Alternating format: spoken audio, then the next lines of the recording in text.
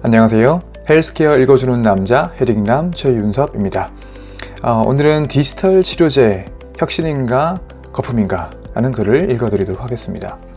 최근 국내 디지털 헬스케어 분야에서는 소위 디지털 치료제라는 키워드가 급격하게 부상하고 있습니다. 영어로는 디지털 세라피틱스라고 불리우는 이 분야는 스마트폰 애플리케이션이나 게임, VR, 챗봇과 같은 소프트웨어를 이 환자를 치료하기 위한 약처럼 사용하는 것이 골자입니다. FDA나 식약처와 같은 규제기관에서 질병관리나 치료 목적의 의료기기로 인허가를 받은 소프트웨어를 필요에 따라서는 의사가 처방도 하고 또 의료보험도 적용되는 것입니다. 최초의 디지털 치료제로는 2017년에 미국의 FDA로부터 중독 치료용 소프트웨어 의료기기로 허가받은 페어 세라피틱스의 애플리케이션 리셋이 꼽힙니다. 그 이후로 전 세계적으로 당뇨병이나 우울증, 불면증, ADHD, PTSD, 비만, 치매, 자가면역질환과 같은 이 다양한 질병들을 치료하기 위한 디지털 치료제 개발이 앞다투어서 시도되고 있습니다. 한편 FDA도 이러한 새로운 의료기기와 관련된 이 규제를 발빠르게 정비하고 있습니다. 디지털 치료제는 이 치료제라는 개념의 확장으로도 볼 수 있는데요.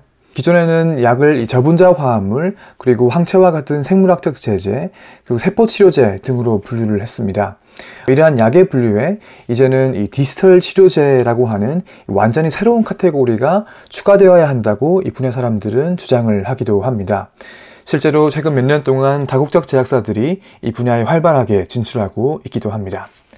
국내에서는 이 분야가 지난 몇 년 동안은 전혀 거론되고 있지 않다가 작년 하반기부터 무슨 이유에서인지 급격하게 주목을 받고 있습니다. 최근에는 이 공중파 9시 뉴스에 등장할 정도로 이 언론에도 많이 등장을 하고 있고요. 사실 저도 이 9시 뉴스 인터뷰에 응해서 이 신중론을 말씀을 드렸던 것이 전파를 타기도 했는데요. 그리고 관련 분야에 이 진출을 선언한 스타트업도 늘어나고 있고, 그리고 산자부 등 이 정부 유관 부처에서도 연구 과제를 만드는 등 관심을 보이고 있습니다.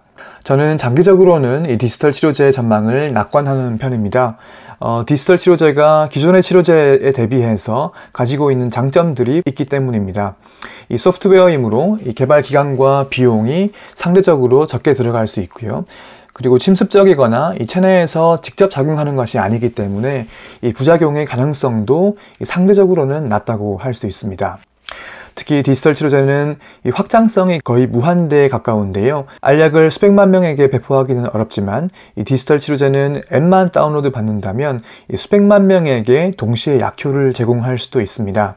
일례로 작년 5월 달에 영국의 이 국영건강보험인 NHS는 이 불면증 치료용 디지털 치료제인 이 빅헬스라는 회사의 슬리피오를 이 런던 시민 등 영국인 1000만 명이 사용할 수 있도록 사용료를 지불하겠다고 밝혔습니다.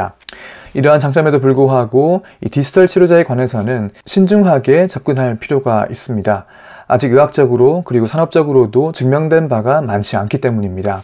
이 디지털 치료제도 기존 약과 같이 임상시험을 거쳐서 약효와 안전성을 입증하고 개발사의 사업 전략에 따라 차이는 있습니다만은 이 규제기관의 인허가를 받아야 하고요. 이 보험 적용을 받기 위해서는 보험사를 설득을 해야 하기도 합니다.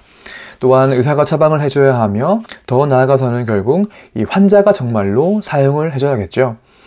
이 보험사가 과연 치료용 게임의 사용에 대해서 보험료를 줄 것인가, 그리고 의사가 기존에 사용하던 약 대신에 이 치료용 VR을 처방할 것인가, 환자는 약 대신에 이 스마트폰 앱을 처방을 받으면 정말 잘 사용할 것인가. 이 질문은 모두 아직 디지털 치료제 분야에 누구도 답을 하지 못한 영역입니다. 사실 최초의 디지털 치료제로 인정받고 있는 리셋 역시 보험사 설득이나 의사의 처방 단계에서 고전하고 있다는 후문이 들립니다. 다른 대부분의 디지털 치료제들은 심지어는 아직 그 단계까지 가지도 못했습니다. 더 나아가서 앱이나 게임, VR 등을 치료에 사용하기 시작하면 우리가 예상하지 못했던 부작용들이 드러날 수도 있습니다. 앞서 언급했던 확장성이 크다는 점은 양날의 검인데요. 이 치료 효과를 수많은 사람들에게 쉽게 전달할 수도 있지만 또 반대로 부작용이 전례 없는 규모로 광범위하게 발생할 수도 있기 때문입니다. 이를 위해서는 임상시험 디자인을 엄정하게 하는 것이 중요한데요. 하지만 디지털 치료제의 유효성과 안전성을 입증하기 위해서 이 대조군을 어떻게 설정할 것이며 이 임상 프로토콜은 세부적으로 어떻게 할 것인지에 대해 가지고는 여전히 업계에서 고민을 하고 있는 문제입니다. 다른 분야가 그러하듯이 의료 분야도 이 디지털 트랜스포메이션이 진행되고 있습니다. 그러한 과정에서 소프트웨어가 치료 영역으로 확장되고 있는 이 디지털 치료제 분야의 전망이 장기적으로는 밝다는 것은 어쩌면 당연할지도 모르겠습니다. 이 분야가 아직 초기일 때 많은 자원을 집중적으로 투입해서 이 글로벌 시장을 선점하는 전략이 좋을 수도 있겠죠. 이미 기존의 치료제 분야에서는 외국의 다국적 제약사가 주도권을 쥐고 있기 때문입니다. 하지만 현재 국내에서 갑작스럽게 일어나고 있는 이 디지털 치료제의 붐을 보면 이 자꾸만 걱정스러운 마음이 들지 않을 수가 없는데요. 이 디지털과 치료제가 결합된 개념이 되게 팬시하고 그리고 외국에서 유명한 사례가 소개되고 있다는 이유만으로 갑자기 과도한 관심을 받는 것 같기 때문입니다. 충실하게 기본을 지켜서 개발하고 있는 연구자와 회사도 있지만 그저 핫한 키워드에 따라 가지고 말만 앞서는 것들도 있습니다.